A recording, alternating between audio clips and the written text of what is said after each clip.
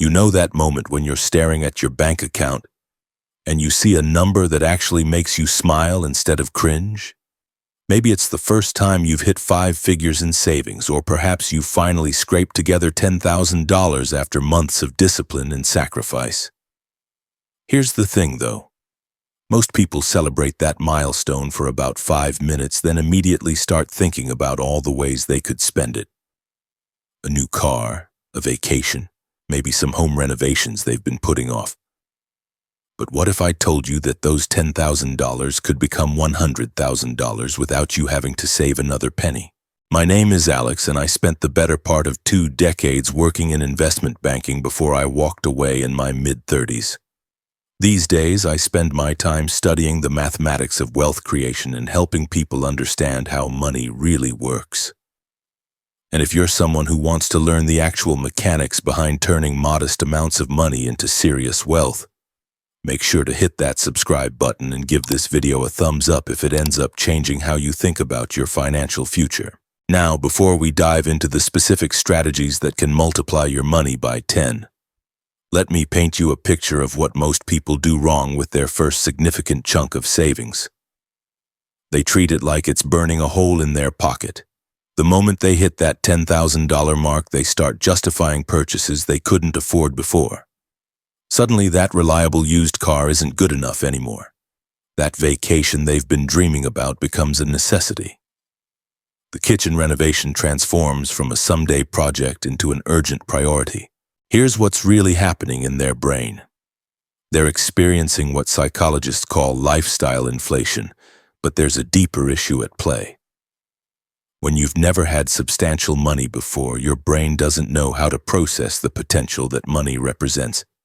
You see $10,000 as a spending opportunity instead of a wealth-building foundation, and that's exactly why most people never build real wealth, even when they earn decent incomes.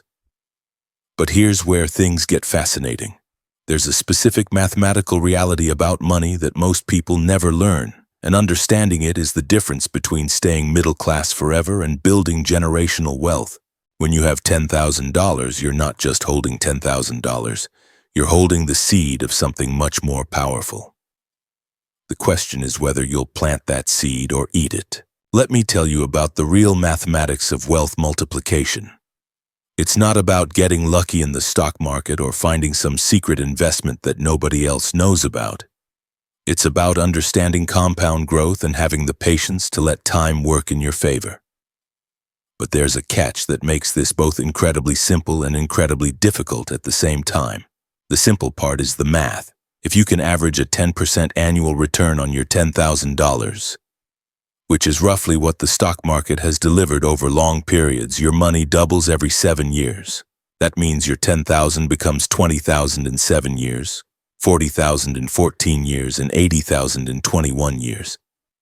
Add a few more years of growth and you're looking at that $100,000 target.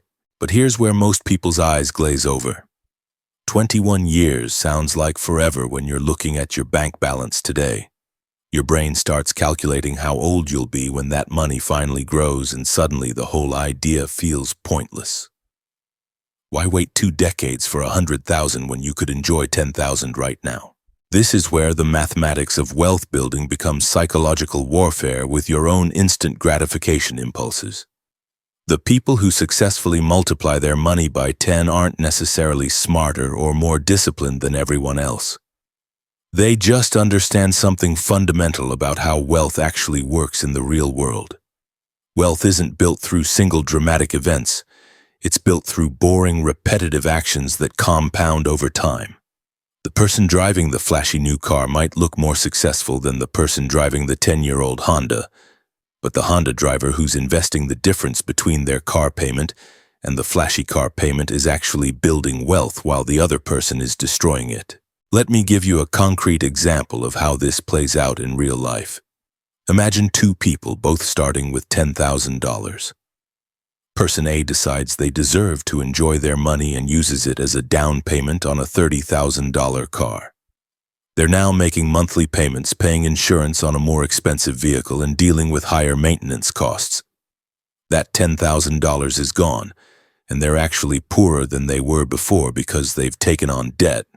Person B takes that same $10,000 and invests it in a diversified portfolio of low-cost index funds. They keep driving their reliable used car and continue living below their means. Every year, their investment grows. Some years it grows more than others. Some years it might even go down temporarily. But over time, the upward trajectory is clear. Here's what makes this even more interesting. Person B doesn't just invest the initial $10,000 and walk away. Because they're not making car payments, they have extra money each month. Let's say they can invest an additional $500 monthly. Now, we're not just talking about compound growth on the initial $10,000. We're talking about compound growth on $10,000 plus $6,000 per year in additional contributions. Run those numbers through a compound interest calculator and the results become staggering. That person isn't just going to hit 100,000. They're going to blow past it and keep going. Meanwhile, person A is still making car payments and wondering why they can't seem to get ahead financially. But there's another layer to this that most people miss entirely. The real wealth multiplication doesn't just come from investment returns. It comes from what that growing pile of money enables you to do. When you have money invested and growing, you start thinking differently about opportunities. You notice things that people without money can't take advantage of. Maybe you hear about a certification program that could boost your salary by $10,000 annually. But it costs $3,000 up front. Without savings, that's impossible. With a growing investment account, it becomes an obvious decision. The return on investment is immediate and substantial. Or perhaps a friend mentions they're starting a business and looking for investors. Without money set aside, you can only wish them luck. With a financial foundation, you have the option to participate in something that could potentially multiply your wealth much faster than traditional investments. This is what wealthy people mean when they say money goes to money. It's not some conspiracy where the universe favors people with cash. It's that having money creates options, and options create more opportunities to make money. There's also a confidence factor that's difficult to quantify but impossible to ignore. When you know you have money growing in the background, you carry yourself differently. You negotiate better at work because you're not desperate for every paycheck. You're more willing to take calculated risks because you have a safety net. This confidence often leads to better job opportunities, higher salaries, and faster career advancement. The psychology of wealth building becomes a self-reinforcing cycle. The more money you have working for you, the more confident you become about money decisions. The more confident you become, the better financial decisions you make. The better decisions you make, the faster your wealth grows. But here's the part that separates successful wealth builders from everyone else who starts with good intentions but gives up along the way. They understand that building wealth isn't just about making the right investment choices. It's about developing systems that remove emotion from financial decisions. Most people approach investing like they're gambling. They get excited when their portfolio goes up and panic when it goes down. They check their balances obsessively and make impulsive decisions based on short-term market movements. The people who successfully turn 10,000 into 100,000 treat investing like breathing. It happens automatically, whether the market is up or down, whether they feel optimistic or pessimistic about the economy. They set up automatic transfers from their checking account to their investment account on the same day every month. And they don't think about it beyond that. This systematic approach eliminates the biggest enemy of wealth building, which isn't market crashes or economic downturns. It's your own psychology.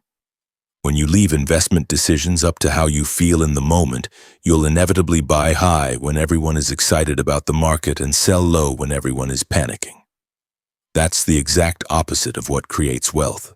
Let me share something I learned during my years on Wall Street that most retail investors never figure out. The wealthy clients I worked with weren't necessarily smarter about picking individual stocks or timing the market. In fact, most of them were terrible at both. What made them successful was their ability to ignore short-term noise and stick to a long-term plan. I remember one client who built a fortune by doing nothing more sophisticated than buying index funds every month for 30 years. He didn't read financial news. He didn't watch CNBC. He didn't even check his account balance more than once or twice a year. While other people were getting whipsawed by market volatility and making emotional decisions that destroyed their returns, he was quietly building wealth through sheer consistency. This brings us to one of the most important concepts in wealth building that nobody talks about: the difference between being rich and being wealthy. Rich people have high incomes. Wealthy people have assets that generate income without their direct involvement. You can be rich and still live paycheck to paycheck if you spend everything you earn. But you can't be wealthy without having money that works for you while you sleep. When you invest that $10,000, you're making the transition from trying to be rich to actually becoming wealthy.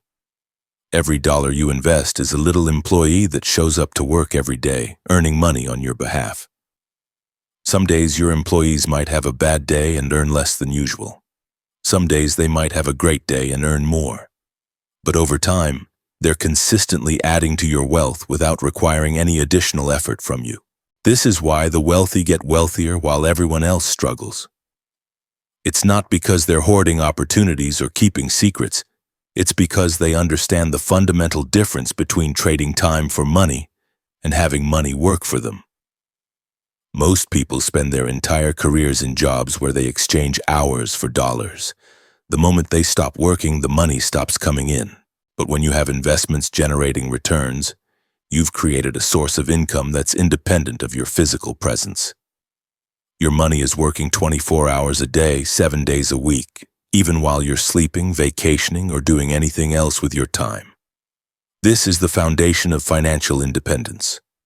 Now let's talk about the specific vehicles that can turn your 10,000 into 100,000. The most straightforward approach is broad market index funds. These funds own tiny pieces of hundreds or thousands of companies, so you're essentially buying a slice of the entire economy. When businesses grow and become more profitable over time, your investment grows along with them. The beauty of index funds is their simplicity. You don't need to research individual companies or try to predict which sectors will outperform. You're betting on human ingenuity and economic growth over the long term, which has been a winning strategy throughout history. Companies innovate, populations grow, productivity increases, and all of that economic activity flows through to investment returns. But there's something even more powerful than just investing in index funds and waiting. It's combining systematic investing with strategic patience and understanding how different time horizons affect your wealth-building potential. When you're young, time is your greatest asset because you can afford to take more risk and ride out market volatility. As you get older, preservation becomes more important than growth. This is where the math gets really interesting. That $10,000 investment at age 25 becomes dramatically more valuable than the same investment at age 45, not because the returns are different, but because time has more opportunity to work its magic. Starting early doesn't just give you a head start. It gives you an exponential advantage that becomes impossible to catch up to later. Here's a scenario that illustrates this perfectly. Two people each invest $10,000 in identical portfolios earning identical returns. Person A invests at age 25 and never adds another dollar. Person B waits until age 45 to start but contributes an additional $1,000 every year for 20 years. Despite Person B contributing $30,000 total compared to Person A's single $10,000 investment, Person A ends up with significantly more money at retirement. That's the power of compound growth over time. It's not just your money earning returns, it's your returns earning returns on your returns, creating a snowball effect that accelerates as time passes. The longer you wait to start, the more you have to save each month to achieve the same outcome. But here's where most people get discouraged and never start at all. They look at these examples and think it's too late for them, or they don't have enough money to make it worthwhile. They convince themselves that $10,000 isn't enough to matter, or that starting in their 30s or 40s means they've missed their chance. That's completely wrong. Starting with $10,000 at any age is infinitely better than never starting at all. The person who begins investing at 45 will still build substantial wealth over 20 years. They just won't build as much wealth as someone who started at 25. But so what? Building some wealth is better than building no wealth. The biggest mistake people make is letting perfect be the enemy of good. They spend so much time researching the optimal investment strategy or waiting for the perfect market conditions that they never actually invest anything. Meanwhile, the person who starts with a decent strategy and sticks to it consistently ends up far ahead of the person who never starts because they're paralyzed by trying to optimize every detail. This paralysis by analysis is especially common among intelligent people who are used to being able to figure things out through research and planning. But wealth building isn't like solving a math problem where there's one correct answer. It's more like planting a garden where the most important factor is time in the ground, not having the perfect soil conditions. The most successful investors I've worked with over the years have one thing in common that might surprise you. They're not the ones obsessing over financial news or constantly adjusting their portfolios. They're the ones who set up their investment system and then largely ignore it. This sounds counterintuitive in a world where everyone is trying to time the market and find the next hot stock, but it's actually the most powerful wealth-building strategy available. Let me tell you about a conversation I had with a client back in my banking days that completely changed how I think about investing. This guy was worth about $8 million, all built from a middle-class salary over 30 years. I expected him to have some sophisticated investment strategy or access to exclusive deals. Instead, he told me he'd been putting money into the same 3 index funds every month since 1985 and had never sold a single share. When I asked him about his strategy during market crashes, he laughed and said he barely noticed them. Not because he was wealthy enough to ignore losses, but because he never checked his account balance during downturns. He'd learned early on that watching your portfolio during volatile periods was like watching water boil. It doesn't make anything happen faster, but it definitely makes the process more stressful. This is where most people sabotage their own wealth-building efforts without realizing it. They start with the right intentions and even make smart investment choices, but then they can't help themselves from checking their balance every day. When they see their $10,000 has dropped to $9,000 during a market correction, panic sets in. When they see it climb to $11,000 during a bull run, greed takes over and they start thinking they should invest more aggressively. Both reactions are wealth killers. The person who panics and sells during downturns locks in losses and misses the recovery. The person who gets greedy during good times often ends up taking too much risk and getting hammered when markets inevitably correct. The solution is what I call strategic ignorance. You need to care enough to make good initial decisions, then care so little that you don't interfere with those decisions. Here's how this plays out practically with your $10,000 investment. You research and choose a diversified portfolio, maybe something like 60% total stock market index, 30% international stocks, and 10% bonds. You set up automatic monthly contributions of whatever amount you can afford, even if it's just $50. Then you pretend that money doesn't exist for the next decade. I know this sounds impossible in our instant gratification culture, but it's the difference between people who build wealth and people who just think about building wealth. The wealthy understand that boring consistency beats exciting volatility every single time. While everyone else is getting rich-quick schemes and day trading apps, they're quietly and systematically building fortunes through the most mundane process imaginable. But there's another element to turning 10,000 into 100,000 that goes beyond just picking the right investments and waiting. You need to understand the role that additional contributions play in accelerating your wealth-building timeline. That initial 10,000 is important, but it's really just the foundation. The ongoing contributions you make determine whether you reach your goal in 15 years or 25 years. Think of it this way. Your $10,000 investment is like planting a tree.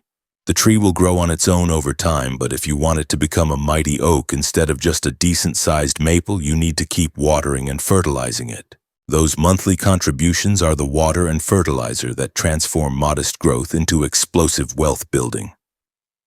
Let's run some realistic numbers to see how this works. Your $10,000 invested at 10% annual returns becomes about $26,000 in 10 years through growth alone.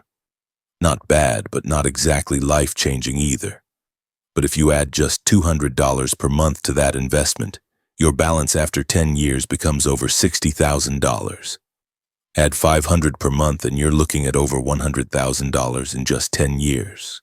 The magic happens when you realize that those monthly contributions don't have to come from dramatic lifestyle sacrifices. Most people can find $200 per month by making relatively minor adjustments to their spending.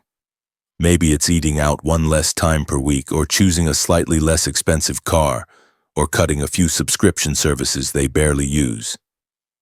Here's something I learned from working with high net worth individuals that completely changed my perspective on money. The wealthy don't think about money in terms of what they can afford right now. They think about money in terms of what their future self will thank them for.